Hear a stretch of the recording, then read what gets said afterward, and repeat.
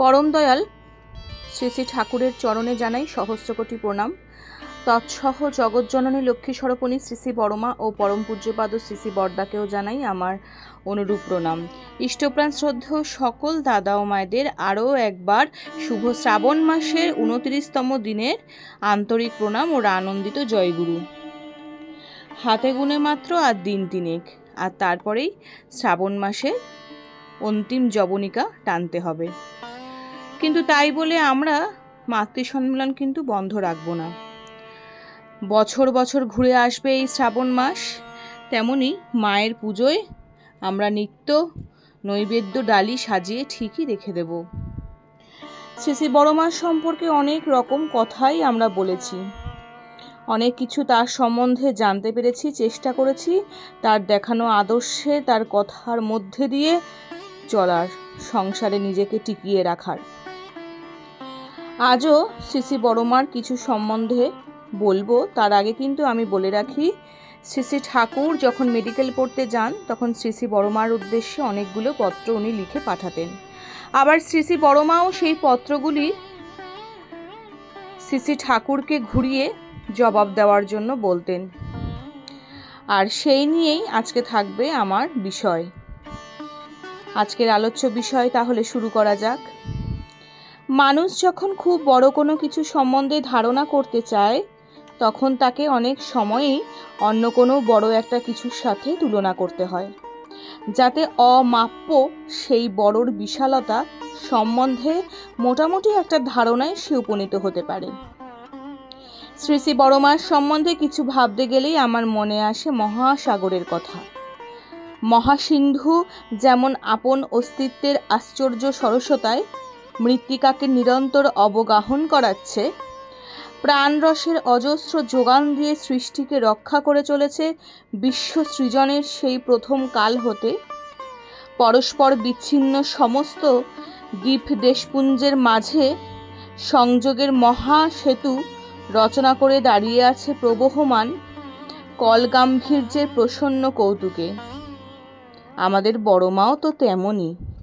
কিংবা মহাকাশ কত বড়, কত সুবিপুল, এতই বড় যে আমাদের মনে হয় সেটা অসীম, অনন্ত। আপন বিস্তারের অসীম সীমার মাঝখানে আকাশ সযত্নে ধারণ করে চলেছে সমগ্র সৃষ্টিধারা, প্রকাণ্ড ব্রহ্মাণ্ডের সবটুকু। শ্রী শ্রী বড়মাও তো তেমনি করেই আপন অঞ্চল স্নেহচ্ছায়ায় সযত্নে লালন পালন ও বর্ধন করেছেন তার অগণিত সন্তান মণ্ডলীকে। ক্ষুদ্রতা শূন্য, মালিন্যহীন, সর্বপালনী, সর্বপরিপোষণী, সর্বপরিবর্ধনী তার অন্তর্লীন স্নেহের অসীমতায় ভাগ পায়নি এমন হতভাগা তো কাউকেই দেখি না। তার চরণ প্রান্তে নির্ভয় আশ্রয়ে সবাই হয়েছি কৃতার্থ। কিন্তু এই যে তার বিশালতা, যা তার অগণিত সন্তানকে নিরন্তর মাতৃমুখী করে রেখেছে, তার আপন চলার অনাবিল ছন্দের অসামান্য জাদু প্রভাবে করেছে তাদের সক্রিয় ইষ্টানুরাগে ভরপুর। ইষ্ট সেবার অমোঘ মন্ত্রে উদ্দাম এ সম্বন্ধে তো তার সচেতনতা দেখিনি কেউ কখনোই। আপন বিস্তীর্ণ সর্বব্যাপী ব্যক্তিত্বের অসীম ঐশ্বর্যের মাঝেও তার বড়ত্বের প্রিটেনশন ছিল না এতটুকুও। ভানের প্রয়োজন হয় শুধু তারই যে আপন ক্ষুদ্রতার কঠিন নিগড়ে নিজেকে করে রেখেছে নিত্যবন্দী। শ্রী শ্রী বড়মা কত কত বড়, এই বিশালতা যে কতখানি তা কি মাপবার? না, মাপা যায়। মহাকাশ কি নিজেই জানে তার আপন অসীমত্বের সীমানা? আভাসে বোঝে শুধু তারাই যারা তার অফুরন্ত স্নেহের প্রাণরস ধারায় নিরন্তর সঞ্জীবিত হয়ে কৃতার্থ হয়েছে, আপন আপন সংঘাতের বিক্ষুব্ধ যন্ত্রণার হাতে হতে রেহাই পেয়ে একত্রে উপনীত হতে পেরেছে পরম দয়াল শ্রী শ্রী ঠাকুরের রাতুল চরণ প্রান্তে। অত্যন্ত অল্প বয়সে বিয়ে হয়েছিল শ্রী শ্রী বড়মার। স্কুল কলেজে তথাকথিত শিক্ষা পাওয়ার সুবিধাই পাননি কখনো, তাই বড় বড় ডিগ্রিও তার ছিল না, কিন্তু তার প্রয়োজনও ছিল না। মূর্খ নিরন্তর লুকিয়ে রেখে চলে নিজের অজ্ঞতা, অবিরাম ব্যস্ততা, তার আপন বিদ্যা জাহিরে। জ্ঞানী যে সে স্বভাবত মৌন, বোধি চেতনার অজচ্ছলতায় সব যা কিছু সম্বন্ধেই শ্রী শ্রী বড়মার এক অত্যাশ্চর্য সহজ মৌলিক জ্ঞান সর্বদাই বোঝা যেত। এককে যে বিশেষ করে জেনেছে, বিশেষ করে উপাসনা করে আপন হৃদয়ের মণিকোঠায় রত্ন সিংহাসনে বসিয়েছে, তার তো সেই একের প্রসাদেই আয়াসীনভাবে বহু সম্বন্ধে পরম জ্ঞান জন্মায়। এই চিরন্তন সত্য। শ্রী শ্রী বড়মা ছিলেন এমনই জ্ঞানের এক পরম ভাণ্ডারী। বিবাহ ঘটে শ্রী শ্রী ঠাকুরের সাথে, আর তার কিছুদিন পরেই শ্রী শ্রী ঠাকুর শ্রী শ্রী বড়মাকে সংসারের মধ্যে রেখে তিনি চলে যান মেডিকেল পড়তে কলকাতায়। তখন শ্রী শ্রী ঠাকুর শ্রী শ্রী বড়মাকে অনেক পত্রাবলী লিখেছেন। আবার শ্রী শ্রী বড়মা সেই পত্রাবলী প্রসঙ্গে যখন রিপ্লাই করেছেন, সেগুলো আজকে একটু তুলে ধরব। স্নেহের মধুর, তোমার চিঠি পেয়ে সব খবরই জানতে পারলাম। বেশি চিন্তা করো না, পরম পিতার দয়ায় সব ঠিক হয়ে যাবে। তাতে সম্পূর্ণ বিশ্বাস রাখো, তার কাজগুলো ঠিকভাবে নিষ্ঠার সহিত করে যাও। ঘরে সব সময় ধূপধুনা দিও, তার গুণানুকীর্তন করো, সদাচার সম্পন্ন হয়ে চলো। তোমরা এখানে আসলে গয়ায় ওর নামে একটা পিণ্ড দিও। শোয়ার সময় দক্ষিণ দিকে মাথা দিয়ে শুয়ো।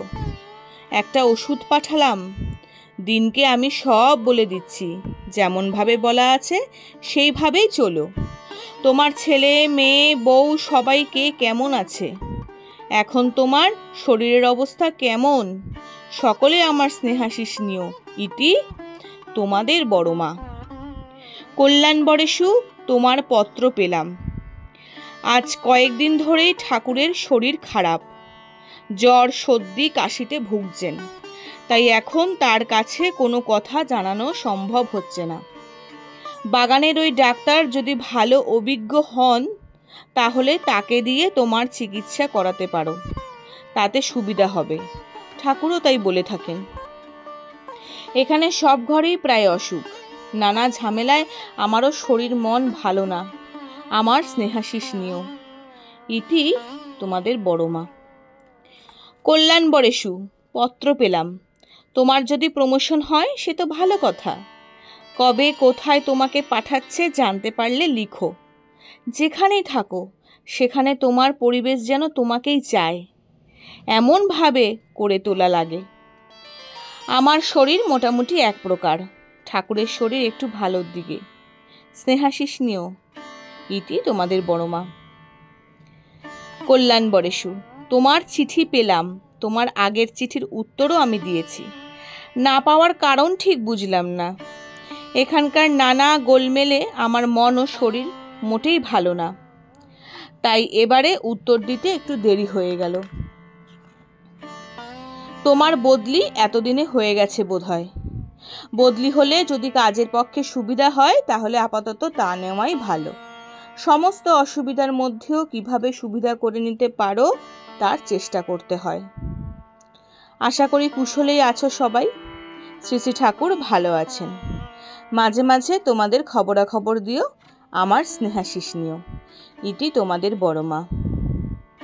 কল্যাণ বরেশু, তোমার চিঠি পেয়ে সব জেনেছি, কিন্তু এদিককার নানা ঝামেলায় উত্তর দিতে পারি না সময় মতো। আশা করি কুশলেই আছো। পরম পিতার আশীর্বাদ সবসময়তেই আছে। তুমি ঠিক পথে চলবে, বিধির নীতি যথাযথভাবে পালন করার চেষ্টা করবে। তোমার আপ্রাণতা, কর্মতৎপরতা, কৌশল দেখে যেন সবাই তোমাকে ভালোবাসে, শ্রদ্ধা করে। তার শরীর একটু ভালোই, আমার শরীর খুব ভালো না, আমার স্নেহাশিস নিও। ইতি তোমাদের বড়মা। কল্যাণ বরেশু, তোমার প্রেরিত টাকা ও চিঠি সময় মতোই পেয়েছি। আশা করি কুশলেই আছো সবাই। তুমি যে ঘটনাটির কথা লিখেছ তা দেখলাম। যাই হোক, নিজেরা সবসময় সাবধানে থাকবে। শ্রী শ্রী ঠাকুর চুরি যাওয়া পছন্দ করেন না, কাউকে কিছু দিয়ে দিতে পারো, সেটাও ভালো, কিন্তু চুরি গেলে বুঝতে হবে কোথাও তোমার অসতর্কতা বা অসাবধানতা ছিল। আর বারে বারে এভাবে চুরি যাওয়া ভালো না, বিহিতভাবে ধ্যানের ভেতর দিয়ে বের করো তোমাদের কি ত্রুটিতে এরকম হচ্ছে, আর যাতে তা না হয় সেজন্য সাবধান হও সবাই। ইষ্টার্ঘ চুরি গেলে ভিক্ষা করে পূরণ করাই নিয়ম। তাড়াতাড়ি করে ওটা পূরণ করে যথাস্থানে রেখে দিও। নাম করো খুব করে, নামে অসম্ভব সম্ভব হতে পারে। সদাচারী চলনে চলবে সবাই, আর চারিদিকে তীক্ষ্ণ সাবধানী চতুর্দৃষ্টি যদি না থাকে তাহলে কিন্তু হবে না। ওইভাবে চলার অভ্যাসও করতে হয়। ঠাকুরের শরীর মোটামুটি একরকম আছে, আমার শরীরও খুব ভালো না। তোমরা সুখে থাকো, সুস্থ থাকো, এই কামনা করি তোমাদের বড় মা। কল্যাণ বরেশু। তোমার চিঠি পেয়ে সব অবগত হলাম।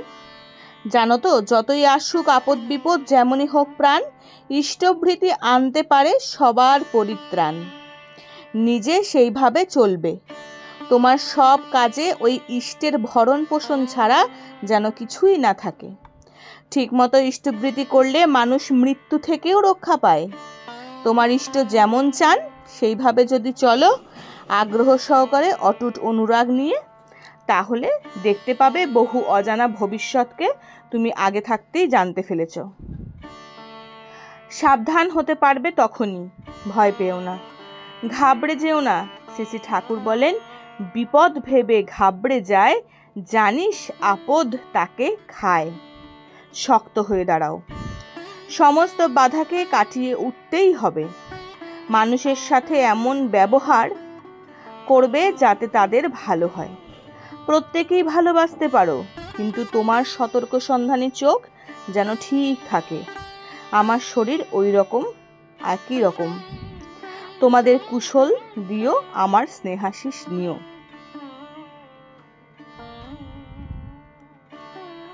আসামের প্রয়াত কর্মী শ্রী মথুর প্রসাদ বরঠাকুরকে লেখা পরমারাধ্যা জগৎজননী শ্রী শ্রী বড়মার কয়েকটি চিঠি ও তার পুত্র শ্রী ব্রজগোপাল বরঠাকুরের সৌজন্য প্রাপ্তি কিছু এখানে তুলে ধরলাম। বড়মার চিঠি পত্রগুলোর মধ্যে দিয়ে কিন্তু বড়মা অনেক কিছুই বুঝিয়ে দিয়েছেন সংসারে তিনি কিভাবে চলার চেষ্টা করেছেন, কিভাবে চলার চেষ্টা করতেন, কিভাবে সবাইকে ভালো রাখতেন, কিভাবে চললে পরে আমাদের মঙ্গল হয়, আর ইষ্টবৃত্তি কিভাবে ভরণ পোষণের মাধ্যমে আমাদের মঙ্গল ভুজ্য দান করা হয়।